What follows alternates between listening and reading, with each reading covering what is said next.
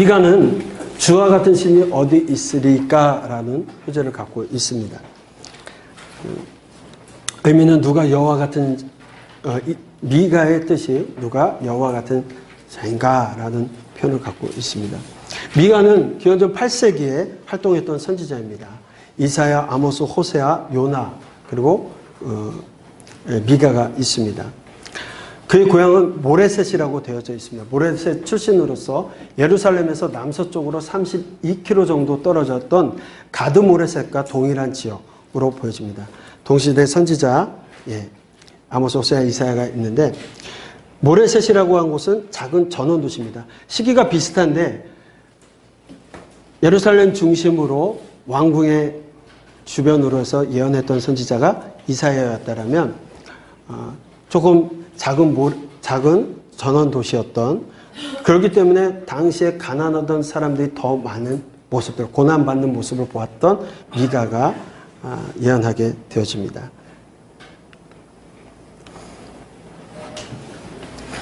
아, 7장 18절의 이름과 그의 사역이 우리가 볼 수가 있습니다. 주와 같은 신이 어디 있습니까? 주께서는 죄악과 그 교회에 남은 자의 허물을 사유하시며 인애를 기뻐하심으로 진노를 오래 품지 아니하시나이다.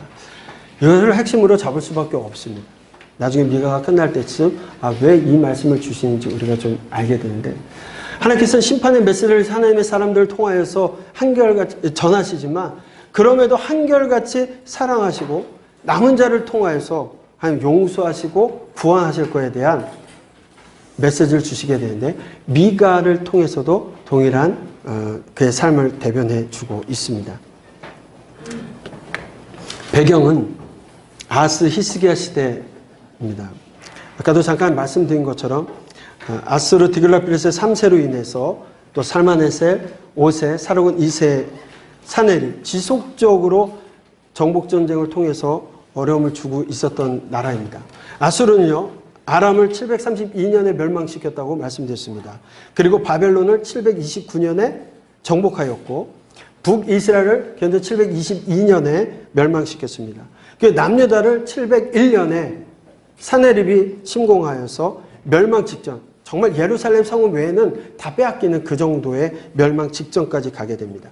그렇기 때문에 아하스, 히스기야, 므낫세 때는 철저하게 아수르에 종속되어서 철저히 복속 국가로, 종속 국가로서 조공을 바쳐야 하는 삶이었습니다.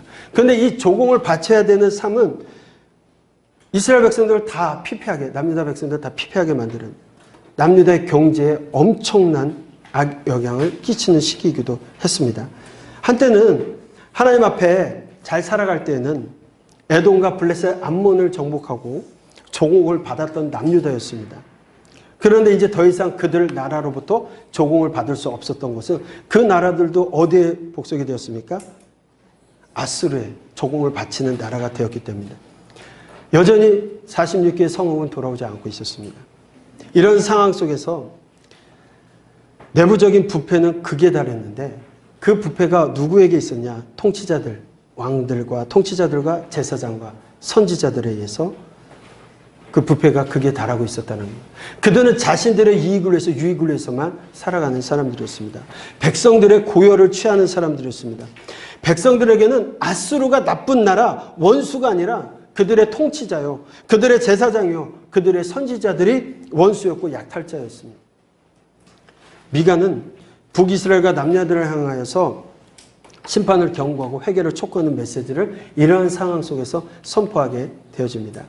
요단과 아하스 히스기야 시대의 표는 여러분들 책 246페이지에 정리가 되어 있으니까 참고하셔서 보셨으면 좋겠습니다. 그런 시기에 미가가 이런 활동을 하게 되었구나라는 걸 좀 보셨으면 좋겠습니다.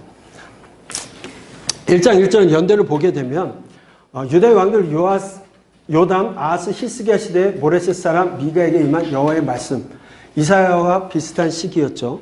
그 시기에 여호와의 말씀이 임하였다라고 하고 사마리아와 예루살렘에 관한 묵시다라고 되어져 있습니다. 그래서 기록자의 주요 활동 시기를 기원전 735년에서 700년대로 보기도 합니다. 그런데 735년에서 700년 그 시기에 735년에 요담이 죽게 되어지고 아하스가 단독 통치하는 시대가 되어집니다. 그래서 735년으로 보게 되고요. 또 아스르에서 디글라필레스 3세가 등장했을 때이고 미가의 실제 사역을 보게 된다면 그럼에도 불구하고 아하스 히스기야 시대 주로 이야기가 됩니다. 그래서 히스기야 때까지 봐서 700년이라고 표현이 되어지는데 중요한 것은 지금 당하고 있는 시대 상황을 딱 보게 되면 사네립에 의해서 침략을 당하고 회복되지 않은 그 700년대에 주로 이야기가 되고 있어서 아하스 히스기야 시대라고 하지만 더 엄밀히 따지면 히스기야 시대가 더 중요하게 되어지는 후반부의 이야기. 그래서 미가서는 700년에 기록이 되어진 것으로 우리가 보고 있습니다. 자, 그래서 여러분들 아까 잠깐 말씀드린 것처럼 미가는 왕으로 보면 요담부터 히스기야 시대지만 어느 시기를 중심으로 히스기야 때의 제약에 대한 이야기를 하게 될 겁니다. 네. 미가는 7장입니다.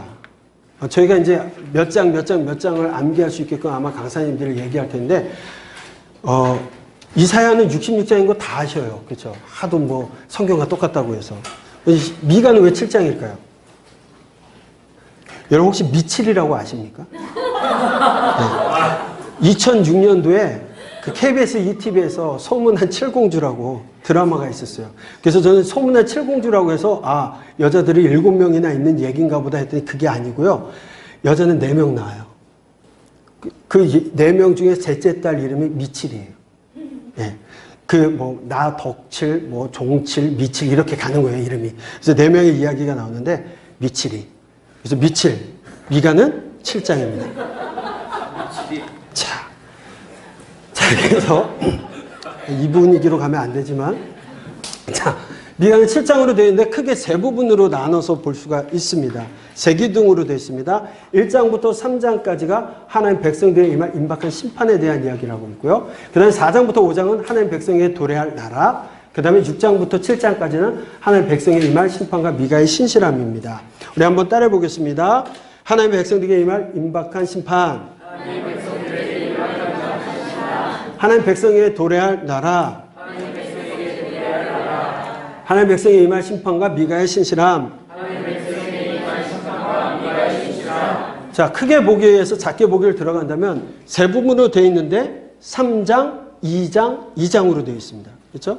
3, 2, 2. 3, 2, 2. 그렇죠? 7장을, 이건 상수만 잘하면 되죠? 3, 2, 2로 되어 있습니다. 작게 보기를 보면 이 세 장은 또 한 장씩 되어 있습니다. 하나, 둘, 셋. 그렇죠? 장별로 되어져 있습니다. 세 부분으로 되어 있고 여기도 한 장씩, 거의 한 장입니다. 5장 1절이라고 해도 한 장 한 장에서 두 부분. 그리고 여기는 세 부분으로 되어 있습니다. 두 장이지만 세 부분으로 되어 있습니다. 그래서 작게 보기에는 3, 2, 1. 이 정도 여러분 기억하시면 7장 구조가 어떻게 되어 있구나 라고 보시면 좋을 것 같습니다. 자, 먼저 1장 하나님 백성들에게 임박한 심판에 대한 이야기를 하게 됐는데 아하스 히스기야 시대에 간통하는 것은 아수르의 뭐라고 했습니까? 수탈과 관련이 있다라고 했습니다. 아수르의 수탈로 인해서 경제적인 피폐함이 많이 나던 시기입니다. 그런데 그 시기를 한번 생각해 본다면 여러분 한번 그 이전 과거의 역사를 보면 성전이 지어지기 위해서 다윗의 신하들이 바쳤던 금들이 있습니다. 금은을 준비했는데 얼마 정도면 10만 8천 달란트입니다. 10만 8천. 그러니까 요 생각해요. 666달란트가 지금 우리 돈으로 따지면 정확하진 않지만 제가 환산을 우리가 그때 해봤더니 1조 가까이 돼요.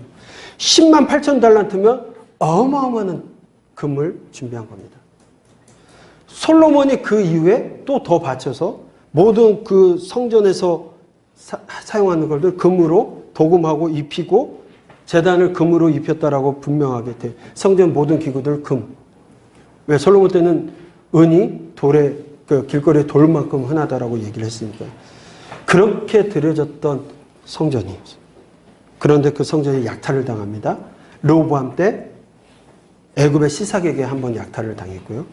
요아스 때 아람의 하살에게 또 조공을 바치면서 약탈당했습니다. 그리고 아마샤 때 북이스라엘에 쳐들어와가지고 요아스 왕에게 박탈되었습니다. 우시아식의 경제적인 부를 이룩하긴 했지만 아하스 왕을 거쳐서 히스기야로 왔을 때에는 얼마나 많이 아수르에게 조공을 바치고 뺏겼는지 금 30달란트가 없어가지고 성전 기둥 문을 금을 벗겨야 하는 상황까지 갔던 상황입니다.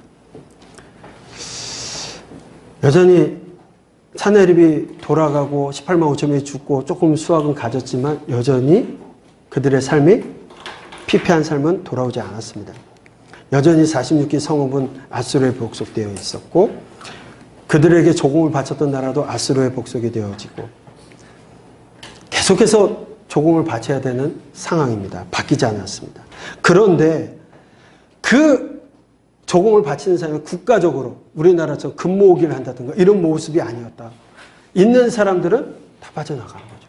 오히려 없는 사람들, 백성들, 지도계층은 자기의 이익을 추구하고 있었고 백성들의 고용만 더 늘어나고 있었던 시기였습니다. 고통당하고 있던 시기였습니다. 결국 아하스 히스기야에 고통받는 사람들은 누굽니까? 지도계층이 아닌 백성들입니다. 그래서 하나님께서 사마리아 예루살렘에 대한 심판을 이야기를 하시는데 이거 잘 보십시오. 이 시기는 동시대의 예언자들이 있었지만 미가와 아모스는 전혀 다른 시기입니다. 그렇죠? 아모스는 여로보암 2세 때 경제적 부흥기 때 주어진다면 미가는 아수르의 수탈을 당하여서 백성들이 다 큰 고통을 당하고 있었던 하나님의 심판 앞에 고통받는 백성들에게 하나님이 위로하시고 또 지도자들에게 심판을 예고하시는 메시지가 주어질 수밖에 없는 그 배경, 환경이 달랐다는 것도 구분하시면 좋을 것 같습니다. 자, 첫 번째, 사마리아와 예루살렘을 향한 심판입니다. 하나님께서 임하시는데 땅의 높은 곳을 밟는다고 얘기하십니다.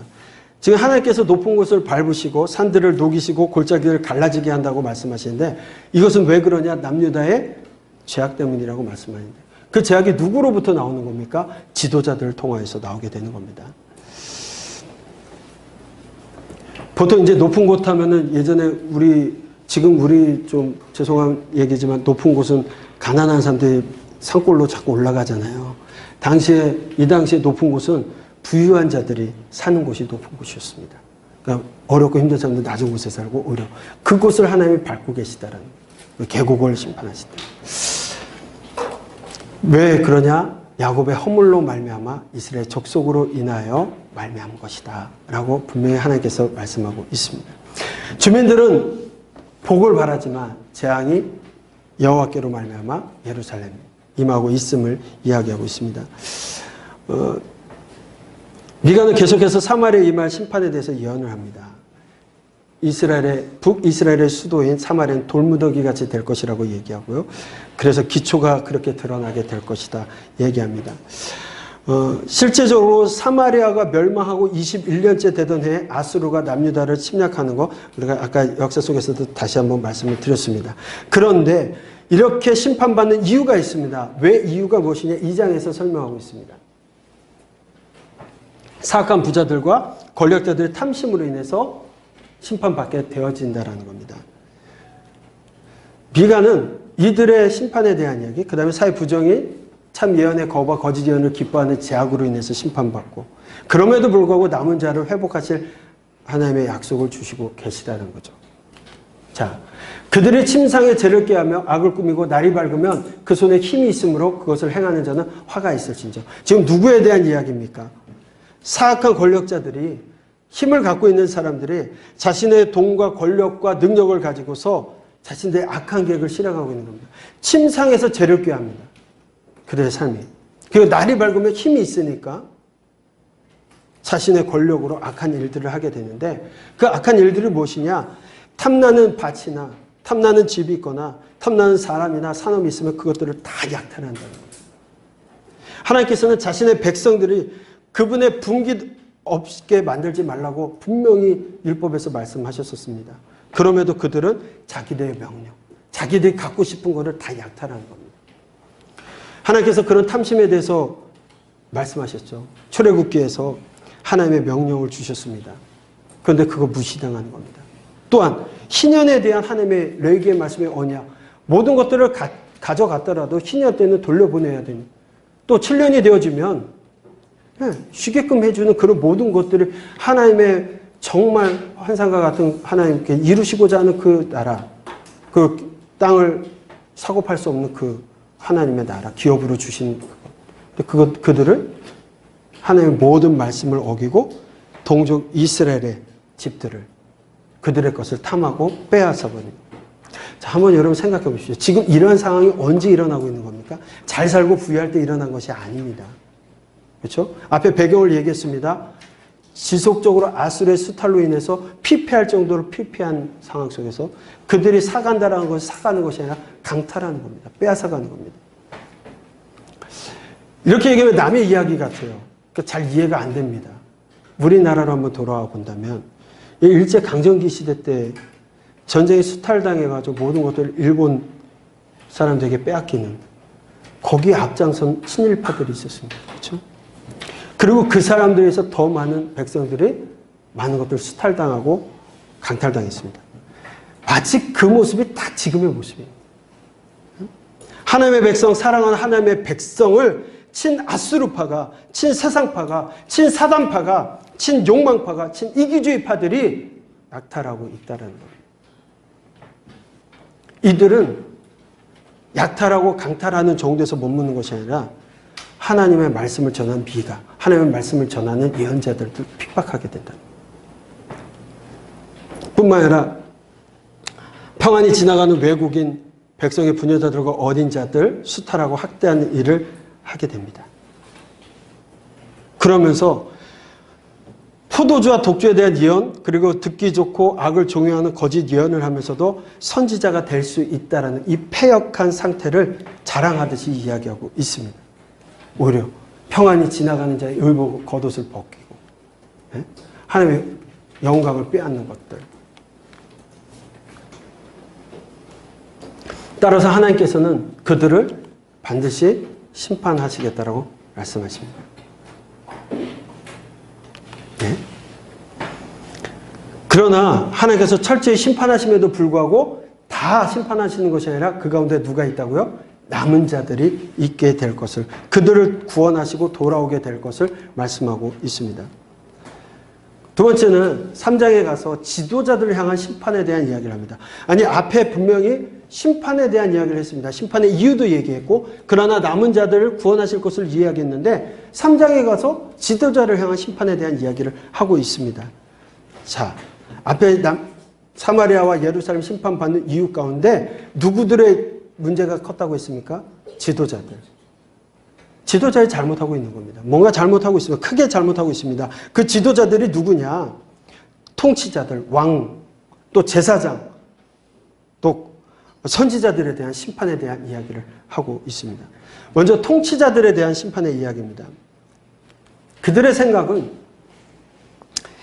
백성들의 정치 지도자들이 백성들을 잘 치레하고 하나님의 백성으로 다스려가는 것이 아니라 그들을 수탈하고 백성의 고요를 빼먹을 생각밖에 하지 않습니다.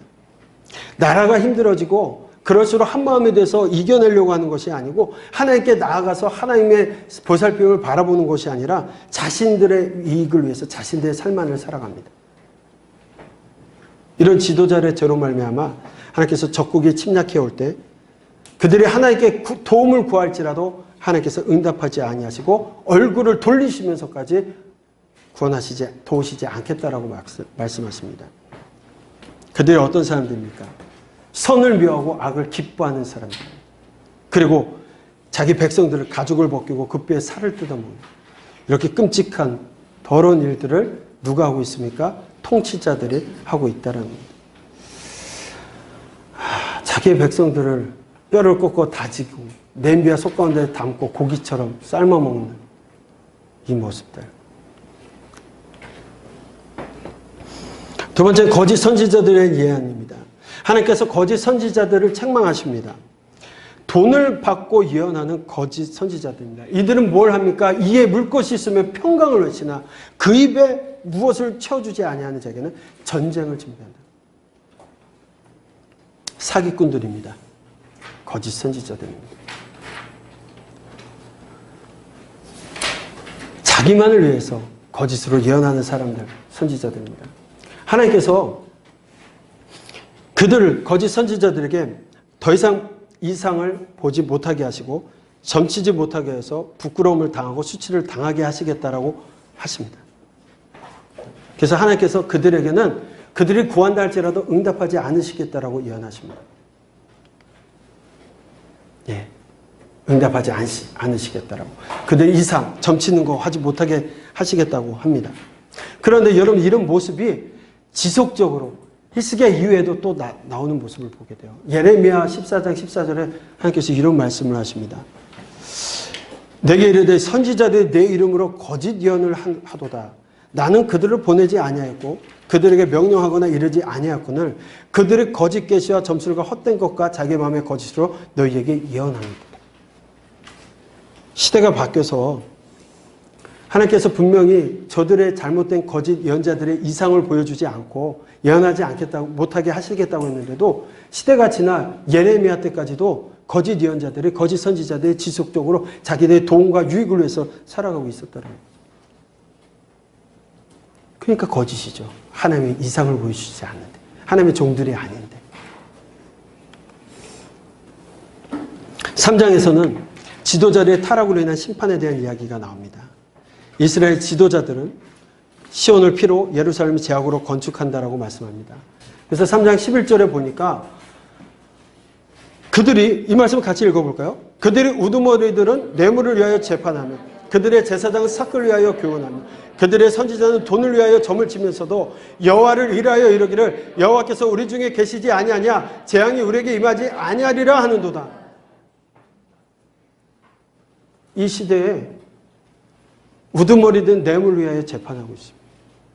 제사장은 삭을 위하여 교훈하고 선지자는 돈을 받고 거짓 예언을 하고 그러면서도 여호와가 우리 중에 계시지 않냐? 여호와가 우리 중에 계시지 않냐? 하나님 여기 계시다. 하나님 여기 계시다. 예배하는 자리니까 제사하는 곳이니까 여기 계시다라고 거짓하고 있다라는 거예요.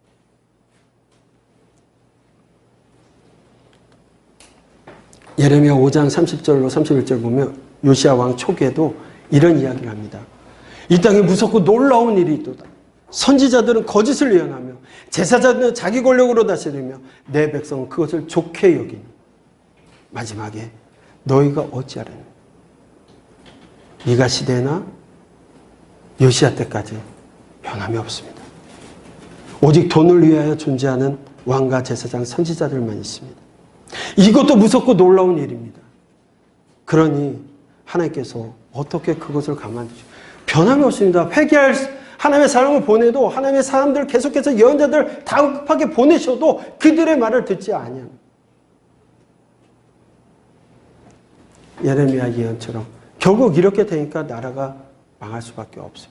하나님 나라가 멸망한다 할지라도 돌이키고 하나님 앞에 잘못했다고 울고불며 돌아오면 하나님 용서하시는 하나님이신데 끝까지 하나님의 마음을 시원케 하는 사람들이 없었다는 겁니다. 그러니 예루살렘 패망할 수밖에 없습니다.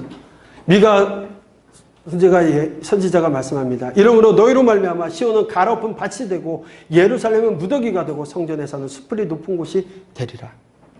예루살렘 성전 멸망의 예언이 주어지고 있습니다. 특별히 성전 파괴 예언은 미가에서 처음으로 예언서에 등장하게 되어집니다. 우리가 히스기야 왕의 교만으로 인해서 예루살렘 멸망과 바벨론 포로에 대한 예언을 받은 것을 가리켰습니다. 이사야도 그렇게 말씀하고 있고요. 미가에서도 동일한 이야기를 하고 있습니다. 히스기야 시대에 히스기야의 교만으로 인하여서. 이 말씀은 성전 파괴에 대한 미가서의 3장 12절의 말씀은 훗날 예레미야가 26장 19절에 26장 16절로 19절 말씀에 지방의 장로 몇 사람이 미가 선지자의 이 예언을 언급하면서 예레미야를 변호하는 장면이 나옵니다. 결과적으로 훗날 후대에 가서는 이것이 미가가 메시지를 전한 것이 하나님으로부터 온 메시지인 것을 모든 사람이 인정하고 있었다라는 것을 우리가 볼 수가 있습니다. 다음 5장에서는 메시아의 오심과 통치에 대한 말씀입니다. 시온을 갈아엎으시겠다. 성전이 파괴된다라고 말씀하시면서도 하나님은 새 하늘과 새 나라를 약속하십니다. 심판이 끝이 아닙니다. 하나님의 말씀은 심판, 예언을 통해서 심판하시겠다고 그것으로 끝나는 것이 아닙니다. 여호와의 날, 여호와의 산에 하나님의 전이 이르러서 하나님의 말씀을 듣게 될 것을 예언하게 되어집니다. 끝날에 모든 사람들이 어디로 온다는 겁니까? 민족들이 그리로 몰려갈 것이다. 지금은 패망할 수밖에 없고 하나님을 알지 못함으로 하나님 앞에 살아가지 않기 때문에 망할 수밖에 없고 성전도 무너지지만 하나님의 때에 모든 사람들이 시온으로 모여들 것, 여호와의. 그리고 그날에는 전쟁이 변화해서 평화의 도구로 바뀔 것을, 평화를 누리게 될 것을 예언하고 있습니다. 자. 결국 율법이 시온에서부터 나올 것이요 여호와의 말씀이 예루살렘에서부터 나올 것임을 말씀하시면서 여호와의 날 그때 도래될 것을, 하나님께서 다시금 바벨론 포로에서부터 귀환하게 될 것을 선언하고 있습니다. 바벨론 포로에 대한 예언, 포로에서 귀환에 대한 예언은 미가서에서도 나오고요. 또 이사야를 통해서 히스기야 시대에 하나님께서 하신 예언임을 우리가 기억할 수가 있습니다. 남은 자들에 대한 회복의 말씀을 같이 주고 있습니다. 네. 그리고 이제 6장부터 5장에 여러분들 기억해야 될 것이 새로운 지도자가 베들레헴에서 나와서 온 이스라엘을 다스릴 것을 말씀하셨습니다. 5장 2절의 말씀이었는데요. 같이 함께 읽겠습니다. 베들레헴 에브라다야 너는 유다 족속 중에 작을지라도 이스라엘을 다스릴 자가 내게서 내게로 나올 것이라. 그의 근본은 상고에 영원에 있느니라. 이 말씀이 마태복음 2장 6절과 요한복음 7장 42절에 인용되었습니다. 메시아께서 베들레헴에서 오시게 되어지고 이스라엘의 평화를 가져다 줄 것이며 장래에 있을 적들에 대해서 구원하실 것을 약속하고 있습니다. 또 그날에 하나님의 심판과 구원이 있게 되어질 것도 연하게 되어집니다. 3부는 하나님의 백성에 임할 심판과 미가의 신실함, 이 세 가지로 나눠져 있다고 했습니다. 세 부분으로 나눠져 있습니다. 먼저 6장에 보게 되지만 하나님의 소송과 미가의 답변입니다. 하나님께서 하나님의 백성들에게 변론하자라고 말씀하십니다. 너희는 나에게 백성들에게 변론하자고 얘기하십니다. 여러분 이사야에서 우시야 왕 때 하나님께서 변론하자고 말씀하셨습니다. 그때가 기원전 740년 우시야가 죽던 해였습니다. 지금은 히스기야 왕 때입니다. 언제라고 했습니까? 사내를 친 이후에 1년, 700년의 때가 되었습니다. 40년이라는 시간이 지났습니다. 하나님께서 변론하자라고 말씀하시는데 누구도 변론할 자가 없습니다. 누구 하나 하나님의 질문에 답할 자가 없습니다. 이에 대해서 미가가 답변을 합니다. 그런데 사실 미가의 답변은 여호와의 질문에 대한 답변이라기보다는 하나님의 변론하는 것이 아니라 하나님 편에서 이스라엘을 향하여 이야기하는 내용입니다. 하나님께서 원하시는 것, 여호와 하나님께서 정말 원하시는 것이 무엇인지 미가가 답변합니다. 자, 6절의 말씀, 우리 6절부터 8절의 말씀을 같이 한번 읽겠습니다. 내가 무엇을 가지고 여호와 앞에 나아가며 높으신 하나님께 경배할까? 내가 번제물로 일련된 송아지를 가지고 그 앞에 나아갈까?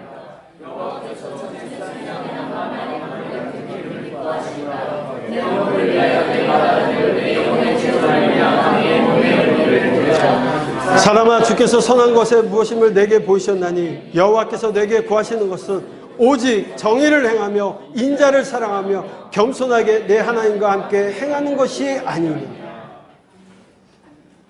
사실 이 미가 6장 6절로 8절 말씀 가운데 이 8절의 말씀은 구약성경 전체를 요약한 말씀입니다. 우리가 앞서서 호세아를 통해서 이사야를 통해서 봤습니다. 하나님께서 소를 바치고 양을 바치라고 하는 것, 제사를 좋아하셔서 하나님께서 소고기를 좋아하셔서 소를 바치라고 하셨을까요? 스테이크를 좋아하실까요? 양꼬치를 좋아하셔서 하나님 그렇게 바치라고 하실까요? 하나님께서 천천의 순양을 기뻐하고 만만의 강물 같은 기름을 기뻐하는 것이 아니라 가장 귀한 것 그렇게 바치라고도 하지 않으셨어요. 우리에게 가장 귀한 게 뭡니까? 자식이겠죠. 하나님께서 자식을 바치라고도 하신 적이 없어요. 하나님께서 호세를 통하여서 제사보다 사랑을, 번제보다 하나님 아는 것을 원한다고 말씀하셨습니다. 그 이사야를 통해서 하나님은 형식주의, 율법주의를 저주까지 하시면서 하나님을 향한 진정한 사랑과 하나님을 진정 알기를 원하셨습니다. 믿음을 원하셨습니다. 하지만 사람도 하나님을 알지 못합니다. 이해하지 못합니다. 하나님께서 하나님의 마음을 꽁꽁 숨겨두시고 아주 비밀스럽게 감춰두시고 하나님의 사람들에게만 주신 말씀이 아닙니다. 하나님께서 처음부터 하나님의 모든 것, 하나님의 바램, 하나님께서 원하시는 것, 하나님의 구원의 방법, 하나님의 소망을 이스라엘과 공유하셨습니다. 그런데 사람들은 그거 마주하지 않습니다. 외면합니다. 그런 걸 원치 않습니다. 하나님과의 사랑 이런 것보다는 하나님의 주시는 복을 원하고 능력을 원합니다. 하나님과 영원히 꿈꾸며 살기보다는 이 땅에서 잘 먹고 잘 살기를 추구합니다. 그래서 하나님을 그저 복의 수단, 성공의 수단, 하나님 잘 믿으면 좀 오래 살고 장수하는 것, 하나님을 이용 가치로 보고 있습니다. 하나님을 무시하고 하나님의 마음을 외면합니다.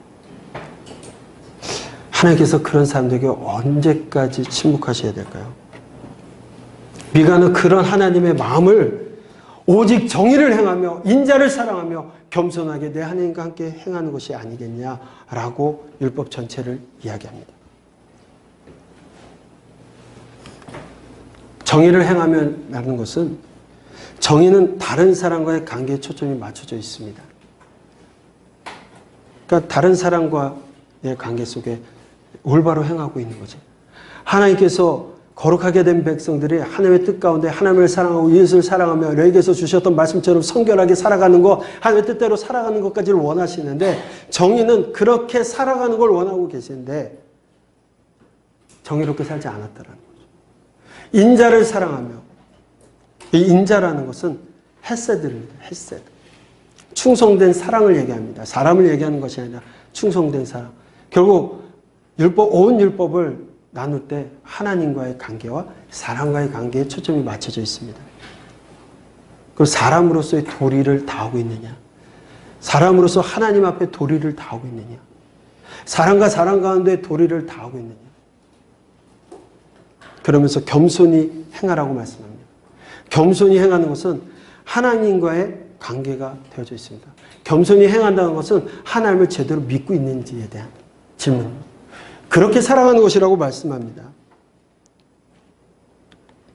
정의를 행한다는 거, 아모스 5장 24절에 오직 정의를 물같이 공의를 마르지 않는 강같이 흐르게 할 것이라고 얘기했습니다. 메시지 동일합니다. 선지자를 통하여서 주어지는 말씀이 동일합니다. 인자를 사랑하며 호세아 6장 6절 나는 인애를 원하고 헤세드 하나님 앞에 하나님 바로 알고 하나님을 사랑하는 것 그것을 원한다고 얘기하고 계십니다.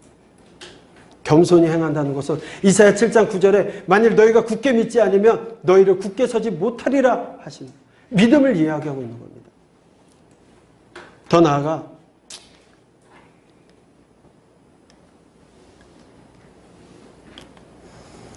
이 간결한 세 개의 문장은 모세 율법 전체를 요약하고 있는 거예요. 예수님께서 마태복음 23장 23절에 화 있을 때 외식하는 서기관들과 바리새인들이여 너희의 박하와 해양과 근처에 11조는 드리되 너희들이 그런 것들을 잘하고 있고 예배는 드리고 있대 율법이 더 중한 바 정의와 긍휼과 믿음은 버렸도다. 그러나 이것도 행하고 저것도 버리지 말아야 할 것이다. 너희 행위로만이 아니라 정의와 긍휼과 믿음을 버리지 말라는 것.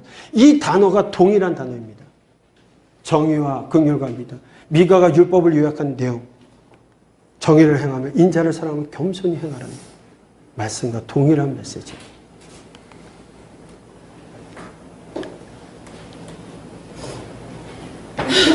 레위기 율법 하나님과 인간의 규칙이라고 말씀을 드렸습니다. 하나님께서 싫어하시는 알레르기가 무엇인지 알려주는 것. 그렇기 때문에 거룩한 하나님과 함께하기 위해서 우리가 거룩하게 되는 방법, 거룩한 사람이 되었다면 성결하게 살아가는 방법에 대해서 레위기를 통해서 말씀하셨습니다. 하나님 사랑하시기 때문입니다. 우리가 하나님과 함께하기 위해서 최소한 지켜야 하는 것은 다른 것이 아니라 정의를 행하며 인자를 사랑하며 겸손히 행하는 것이라고 말하고 있습니다. 그럼에도 불구하고 여전히 변함이 없습니다. 회개함도 없습니다. 때문에 미가는 피할 수 없는 심판으로 인하여 슬퍼하게 됩니다. 심판으로 인하여 탄식합니다. 이때가 히스기야 왕 때라고 말씀드렸습니다. 예루살렘과 유다의 멸망과 성전 멸망에 대한 심판이 선포되었습니다.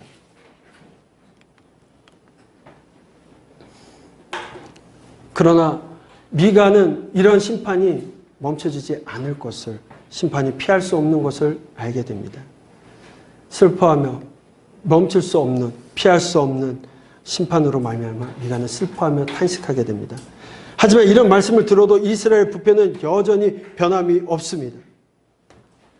7장 2절로 4절에 보면 경건한 자가 세상에 끊어졌고 정직한 자가 사람들 가운데 없도다. 무리가 다 피를 흘리려고 매복하며 각기 그물로 형제를 잡으려 하고.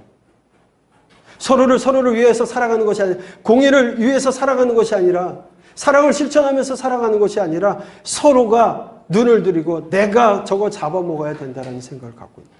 두 손으로 악을 부지런히 행하면서 지도자 재판관은 뇌물을 구하며 권세자는 자기 마음의 욕심을 말하며 그들이 서로 결합했다라고 되어 있습니다.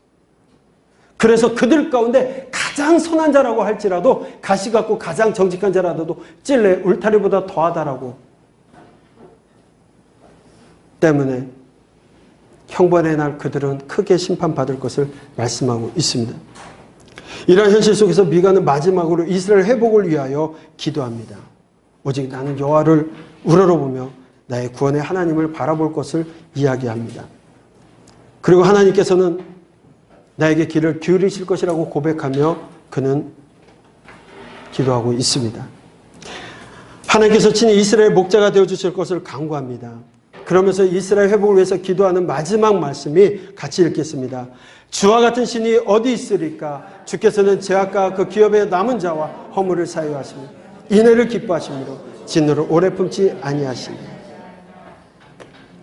하나님의 성품과 언약에 의지하면서 구원을 기대하며 그가 마지막 구원을 선포하고 있습니다. 미가를 정리하면서 우리 같이 좀 기도했으면 좋겠습니다.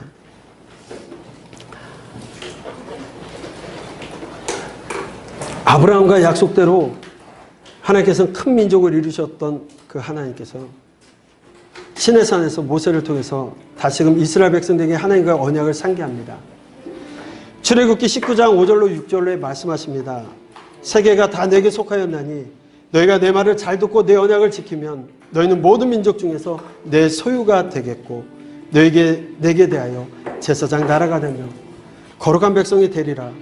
너는 이 말을 이스라엘 자손에게 전하라고 말씀하시면서 이스라엘 백성들은 모두가 함께 여호와께서 명하신 대로 다 지켜 행했겠다고 약속했습니다. 그런데 그들은 맺어진 그 언약대로 행하지 않습니다. 언약을 지키지 않았기 때문에 공의의 하나님은 이스라엘 백성들을 징벌하시고 처벌해야 하지만 하나님께서는 이스라엘 백성들에게 기회를 주시기 위해서 하나님의 사람, 그 선지자들을 시대마다 보내주셨습니다. 사사들을 보내셨습니다. 얼마 동안은 언약의 말씀대로 거룩한 삶을 살아가는 듯 하지만 또 하나님 앞에 죄를 짓습니다. 그들은 의도적으로 하나님을 외면합니다. 하나님을 무시했습니다. 그리고 스스로 왕이 되기를 원했습니다. 자신의 삶이 자신의 주인 되기를 원했고 왕이 되기를 원했습니다. 그러기에 그들은 자기 소견에 옳은 대로 행하는 삶을 살았습니다. 그러자 하나님께서 이스라엘 백성에게 왕을 세워주셨습니다. 다윗과 같은 일부 왕들이 여호와 보시기에 정직한 삶을 살기도 했지만 솔로몬 왕 이후에 북이스라엘과 남유다로 나눠지면서 하나님의 언약의 말씀을 지켜나가지 않습니다. 예배를 드렸습니다. 제사를 지냈습니다. 그러나 그들에게 있어서 모든 종교의식은 형식에 지나지 않았습니다. 그것마저도 나중에는 귀찮게 여기게 됩니다. 모양은 있지만 정성은 없습니다. 입술로 찬양한다면서도 마음은 하나님으로부터 멀어져 갑니다. 하나님께서 너희들이 드리는 예배 이제 받기 싫다. 너희들이 드리는 제사와 절기 이제 신물이 난다. 너희들이 부르는 찬양 이제 그 소리를 멈추라고 말씀하십니다. 공법이 물같이 정의가 하수같이 흐르기를 원하셨던 하나님께서는 우리에게 힘써 하나님을 알라고 호세아를 통해서 말씀하셨습니다. 그러나 그들 듣지 않습니다. 형식주의, 사랑도 없고 하나님을 아는 지식도 없는 이들을 향하여 하나님의 나라를 멸망시킬 수밖에 없다고 말씀하십니다. 하나님의 이름을 두겠다고 하셨던 예루살렘과 성전을 멸망시키겠다고 말씀하십니다. 그런데도 하나님 말씀에 귀 기울인 자가 없습니다. 통치자나 선지자나 제사장들이나 하나 할 것 없이 모두 자신의 이익을 쫓습니다. 돈이 되면, 이익이 되면 그렇게 행동할 뿐입니다. 하나님도, 하나님의 말씀도 없습니다. 이러한 지경에 이르면 심판밖에 없습니다. 돌아오라는 선지자의 외침은 피할 수 없는 심판의 슬픔의 탄식으로 바뀌었습니다. 그러나 그들의 슬픔을 이해하는 자도, 탄식에 귀를 기른 자도 없습니다. 하나님의 마음을 알지 못하는 이들, 어떻게 하나님의 슬픔을 알 수 있겠습니까? 어떻게 하나님의 탄식을 귀 기울일 수 있겠습니까? 하나님의 손으로 하나님의 세운 나라, 그 자식들을 벌하며 자신의 집을 이방의 손에 맡길 수 있겠습니까? 이런 마음을 누가 이해할까요? 아무도 없습니다. 그럼에도 하나님의 마음에 별 관심이 없습니다. 이것이 이스라엘이었고 유다였습니다. 이것이 우리의 모습입니다. 이런 우리를 향한 하나님의 마음이 어떠시겠습니까? 이가 갈리고 분노가 일어날 일입니다. 그런데 하나님께서는 패망해서 죽을 수밖에 없는 우리를 향하여 여전히 사랑한다고 말씀하십니다.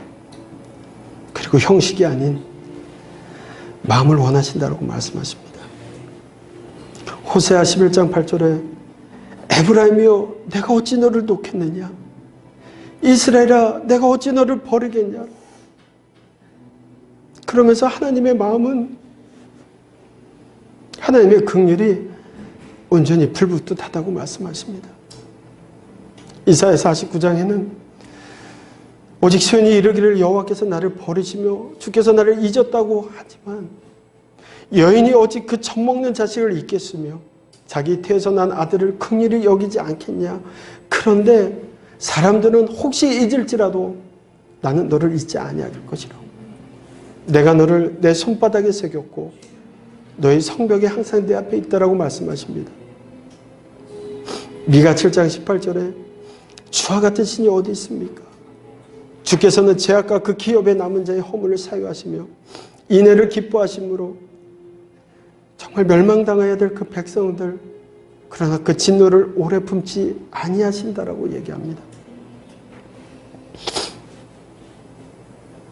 하나님의 마음이 얼마나 진실한지 궁금해하는 이스라엘 백성들에게 내가 이처럼 너희를 사랑한다며 스스로 십자가 지고 오셨습니다. 인간의 모습으로 이 땅에 오셨습니다. 그리고 우리를 위해서 하나님의 생을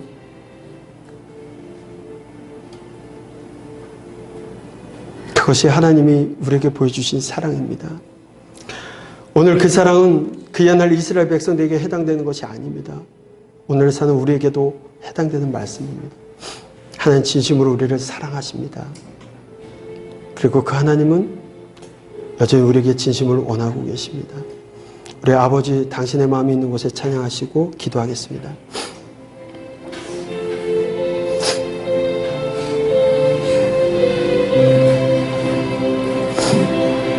아버지, 당신의 마음이 있는 곳에 나의 마음이 있기를 원해요.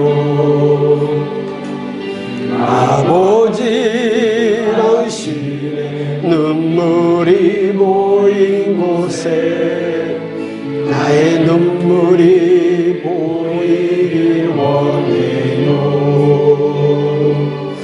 아버지, 당신이 바라보는 영혼에게 나의 마음은 이 향하길 원해요. 아버지, 당신의 울고 있는 어두운 땅에 나의 두 팔이 향하기 원해요. 나의 마음이 아버지의 마음 알아. 내 모든 삶 아버지의 뜻이 될 수 있기를. 나의 온몸이 아버지의 마음 알아. 내 모든 삶 당신의 삶 되기를.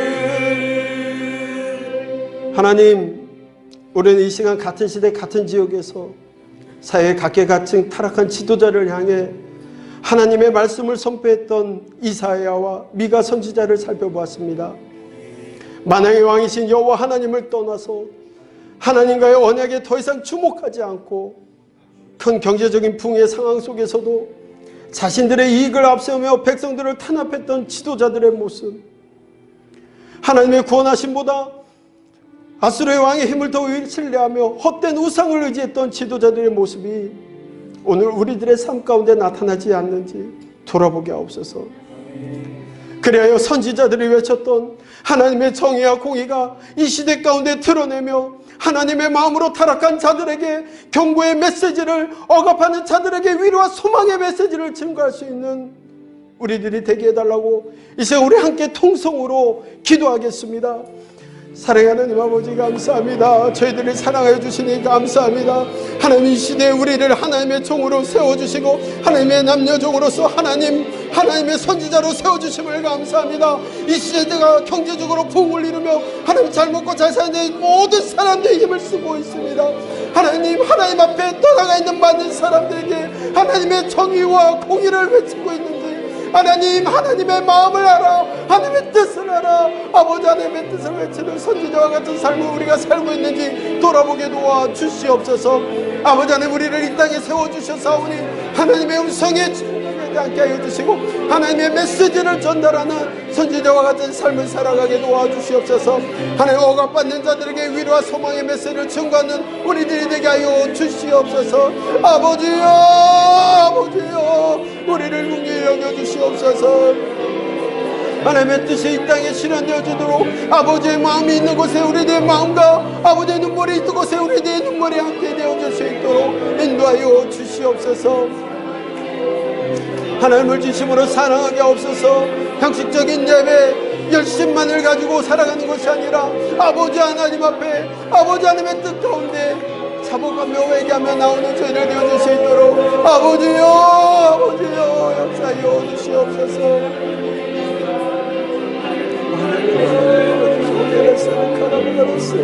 아버지의 카나바라세, 아버지의 카나바라세, 오 할렐루야, 카나바라세, 카나바라세,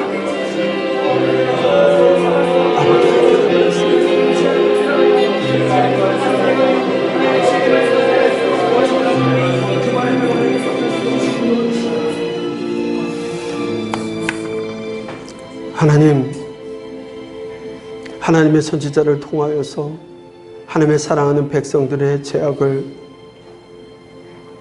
보게 하시고